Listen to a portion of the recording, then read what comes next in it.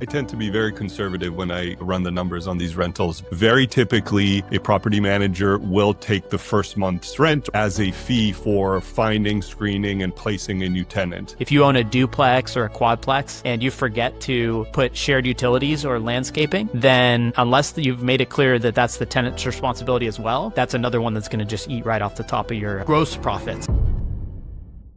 Welcome back to our special podcast series, The 20-Minute Investor, where we bring you actionable nuggets and insights from our real estate investing journeys in bite-sized 20-minute episodes. I'm Aaron Amin. My wife and I built a portfolio of 8 cash-flowing rentals across 3 states while working full-time and raising a young family. And I'm Nathan. I'm a husband, a father, a tech executive who built a portfolio of cash-flowing rentals across 2 states from over 2,000 miles away. Together, we co-founded the Remote Real Estate Academy, where we coach investors on how to build their own portfolios of cash-flowing rentals from anywhere in the world. So today we're going to riff on one of the most common and costly mistakes we see new investors make, which is ignoring financial planning and cash flow analysis. So this is actually day 3 from our remote rental cash flow checklist email series, and it's a game changer for anyone who wants to sleep well at night after they buy a property. So we'll unpack what most investors overlook, some dangerous assumptions that they make that could wreck their numbers, and how to actually run the kind of analysis that gives you confidence before you ever close your deal.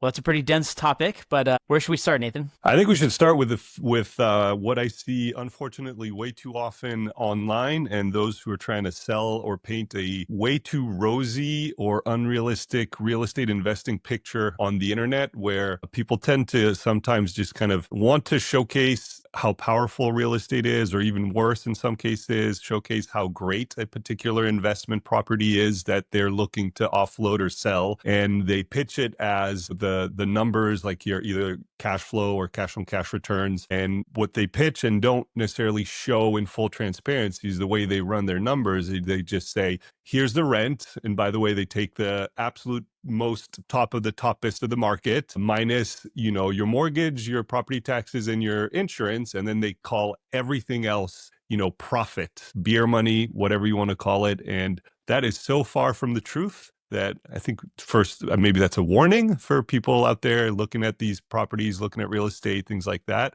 but also to maybe kick off the conversation in terms of how inaccurate numbers like that are in reality. Yeah, and I have spoken openly about this, and I'll confess again, right, that when I bought my first rental property, that's pretty much how we thought. It was, if the rent is higher than the monthly payment and there's a few $100 left over, then we're in the green. And I always talk about how if I were to, knowing what I know now, go back and underwrite that first property again, using the same rental amount and the same monthly payment, I wouldn't have bought it. It would have been a few $100 underwater on a monthly basis. Now, in reality, when you collect that rent and you make that monthly payment and you don't have any expenses come up, you don't have any maintenance or CapEx or any of the variable costs come up, then you get that false sense of security, like, oh yeah, I did pocket $250 or $300, whatever that number is. Mm-hmm. One of the things we'll dig into further is you do have to accrue and at least keep a mental tally, if not an actual tally, for what are the big items that might be around the corner. Like unexpected minor repairs come up pretty frequently with rental properties, especially ones that aren't brand new builds. But even new construction, you still have to factor that stuff in. But then the big ticket items, this is where I think people get really stung if they're not accounting for it, is even if you buy a brand new house, eventually you're going to have to replace the AC. Eventually you're going to have to replace the water heater. And if you're not like kind of setting that aside or understanding that, then it can really inflate your sense of what you're making on the property. So to Nathan's point, I feel like it's overestimate. You kind of have a rosy vision of, you think you can get the highest possible rent based on whatever somebody maybe told you, or even some of the rental tools that are available. You're always in your head going to aim for the highest number, and then you're instinctively going to underestimate expenses. So I think this is something that we train on quite a bit, is like, I would rather pad it much more than I need to. And if it still turns a profit, then I know I'm going to be okay, than what I did with that first house, which is basically just oversimplified. If the rent's higher than the mortgage payment, then I'm in the green. And that's not, I learned the hard way that that's not how it works. Well, that's how we learn, I guess. As long as you're not making that same mistake again, you learned and you move on. But maybe we should start with, if the worst possible, most unrealistic picture being rent minus mortgage minus insurance minus property taxes equals profit, what's the more conservative or more realistic picture in your world? And then I could talk about what I do as well. Yeah. So just to make sure I understand the question, it's basically like, how do I build it now? Yeah, yeah. What are all these, expenses, reserves, items that you're taking, either setting aside or actually taking from the rent, in order to have realistic, property, rental numbers, I guess. Yeah. So the biggest zingers, right, that are pretty much unavoidable in a long-term rental situation are property management, which that's a real monthly expense. If you have a property manager, then that's coming off the top, whether you want it to or not, right? They're going to get paid every month. Then there's maintenance and repairs. That's kind of like your shorter term. Something happens, you got to call a plumber, or an electrician, or a handyman, just things that naturally go wrong, but that are minor. And then there's capital expenses, which are the big ticket items, those water heaters, HVAC, the roof, big mechanicals, anything, major structural. Those things will happen, unfortunately, despite our best efforts. Like you can avoid some of it, but you can't avoid all of it. So those are the accrual categories that I think are easy to ignore if nothing's going wrong. And then the other really big one is vacancy. So we usually use an 8% vacancy, which is basically equivalent to 1 month out of the year. Now, we hope that we have good enough processes and our tenant screening is good enough that we can find tenants that are going to stay long term. That's the goal. If you're turning over every year, there might be a problem in the way that you're finding tenants and the quality of whether it's your service or your product, or just in general, you want to aim for more than a year. But I would rather underwrite as if we're turning over every year, and pad for those expenses, and then let it be upside if we manage to retain the tenants. So those are the big categories. And then there's some other small ones that I think sometimes people miss. Like if there's a utility that might end up being your responsibility, whether your local city might not allow certain things to go into the tenant's name. So you either need to make it a pass through and put it on their lease that the tenant's going to cover that utility, or you need to bake it into your assumptions. And then another, along those same lines is something like landscaping. If you own a duplex or a quadplex and you forget to put shared utilities or landscaping, then unless you've made it clear that that's the tenant's responsibility as well, that's another one that's going to just eat right off the top of your gross profits, is what we'll call it. What about you? So I have all of those and then some. I tend to be very conservative when I run the numbers on these rentals. You mentioned property management fees, which obviously I have as well, and we underwrite for as well, because our properties are thousands of miles away. But in the property management fee, there's that monthly fee that they take off the top, like you mentioned, just for them managing the property.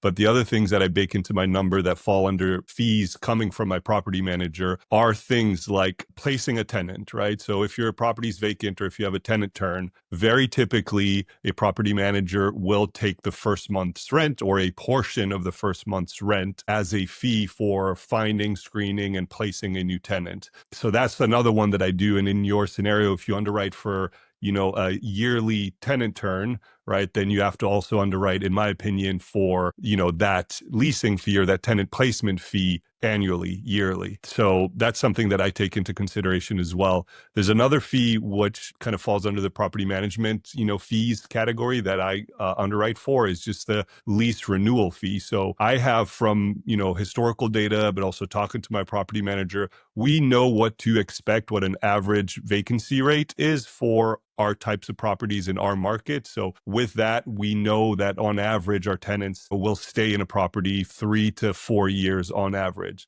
So that, knowing that, allows me to factor in that lease or that tenant placement fee is not going to happen annually. If we take that 4%, vacancy rate, it'll happen every 3 to 4 years. So I spread that tenant placement fee over 3 to 4 years. But what happens in the years where we're not placing a new tenant, there's a fee from my property manager for renewing a lease. So they go inspect the property, they talk to the tenant, they, typically will raise rent. And the process of renewing a lease comes with a, albeit much smaller, but comes with a fee as well. So we can factor that in for the quote years where we don't have a turn, we have, a leasing fee versus, a tenant placement fee. So those are some other kind of details in the property management fees bucket that we underwrite for. The other one as well that I've put in practice and gotten used to or accustomed to doing is I will have this fee that frankly is made up. It's, I look at historical data for our properties and whatnot, but it's to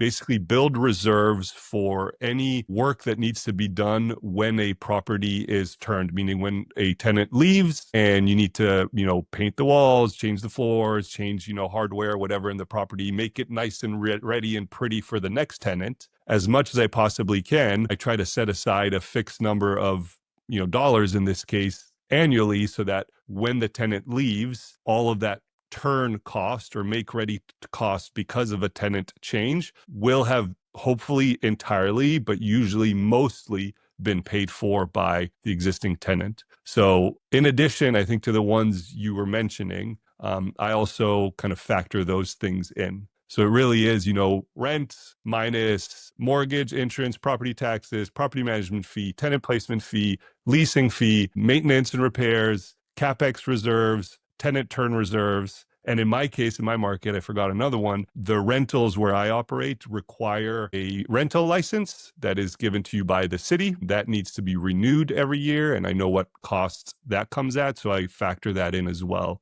So we go from that, the unrealistic, rosy-eyed, side of the spectrum where you had, rent minus, property taxes, mortgage, and insurance to however many I just said on like the more realistic side, right? So yeah, those are some that I would add on top of what you were talking about. Yeah, it's a great call out. And I guess basically part of what added the items that you added to that were around understanding your property manager's business model and where their fees are, when they occur, why they occur, and baking those in. And so some of it, depending on if what you're doing is like a super cursory analysis, like I know we talk about how to do quick deal analysis. If we're just using a deal check and we just want to get a pulse on, hey, is this property worth pursuing?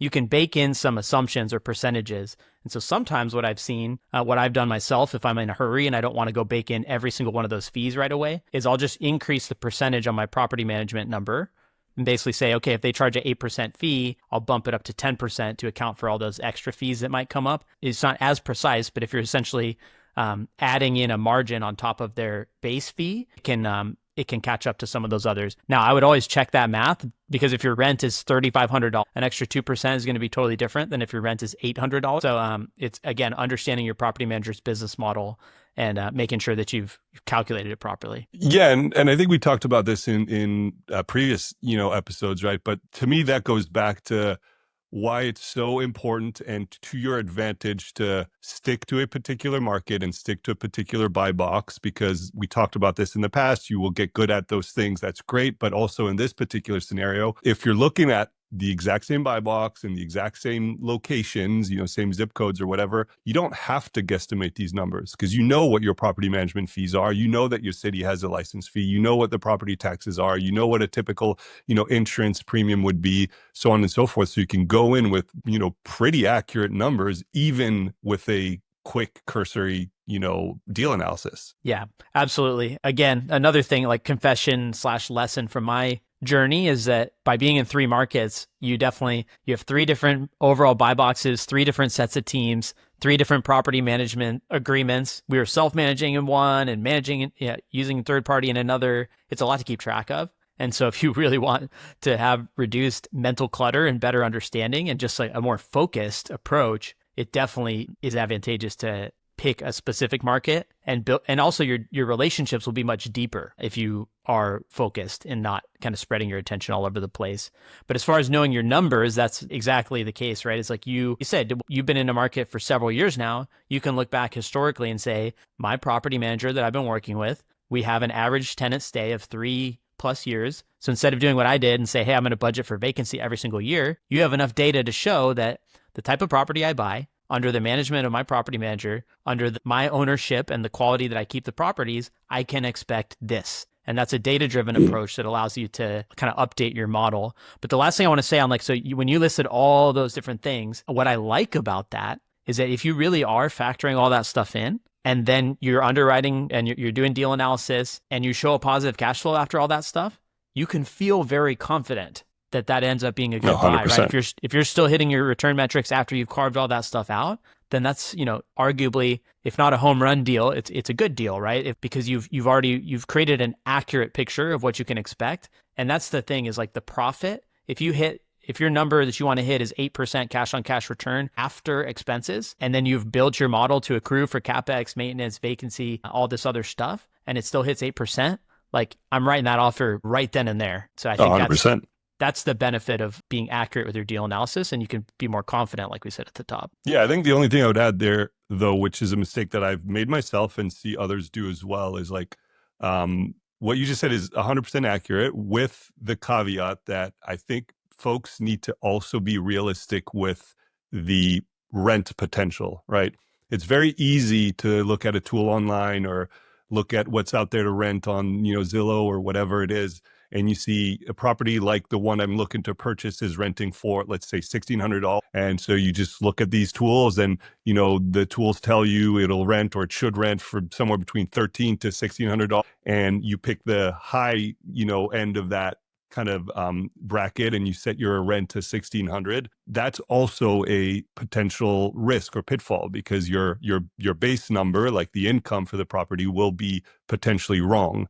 And that's something where I like to be conservative as well. If these tools online, will give me a range 13 to 16, I'll pick something maybe in the middle, which makes me even more accurate. Obviously, like that rent potential and that rent number is also something that I validate with my property manager. And I would highly encourage everyone to do the same, because just looking at a tool online, even if you have side by side 3-bed, 2-bath, homes in the same zip code, same school district, whatever, one might have high-end finishes and clean, layout, and everything's new, and the one next door is not. Older kitchen, older bathrooms, fixtures are dated or whatever, and you can't rent those two properties for the same, which is totally understandable. You wouldn't want to pay the same rent for two varying quality properties, right? So you have to factor that in as well, because if you take a wrong rent assumption to start with, all of your underwriting will be wrong. Yeah, it's true. You can be really good and have a totally thorough model that's considered every possible expense. But if you plug in a rent number that's $250 higher than what it's actually going to be,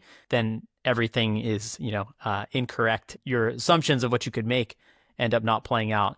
And just to like put another point on the comp thing. So whether it's a sales comp or a rental comp, those tools, the online tools, which we use and we recommend using as a data point, but you always validate those with a local or someone on your team. But even if if it's an identical house almost, and it's 0.25 miles away, well, that 0.25 miles, if it's across a highway or across another street, I mean, those street level differences can be huge, and it's not something that software always picks up on. So you have to be careful when you're looking at comps. You might say, this one rents for 1,600 and it's only 0.25 miles away, but it's in a completely different type of neighborhood with a completely different base of people. So. Yeah, 100%. And then the other thing I would add as well is, like, as you learn, we talked about having historical data points to kind of, set your underwriting numbers and criteria, but is also, I make it a practice of going back, every year, every, 6 months or whatever, and look at historical data to see if my assumptions are still accurate. Is my vacancy rate still, 3 to 4%, or did it go up or did it go down? Did my, property management fees go up or down? Or, I budgeted for a certain percentage for CapEx. Is that truly what I ended up spending? Same with repairs, right? And you go back and you tweak your numbers, because you could use your past data and experiences to make your future purchases even that much more accurate. Yep, absolutely. You get more data as you go along. And like you said, if you stay in one market, especially, and work with the same team, if a lot of the variables are the same, then you can usually draw, good conclusions and make better decisions. So, well, that wraps up this topic. We snuck it in right under 20 minutes, but we will be covering the next lesson in our email course on the next episode. So thanks, Nathan. We'll see you next time. Take care. Thank you for making it to the end of today's episode. As you may know, podcasts are very difficult to grow organically. If you're getting value from today's episode, I'd deeply appreciate if you could take 30 seconds to leave my show a 5-star rating and review. This will go a long way to helping me reach more listeners just like you. Thank you so much in advance.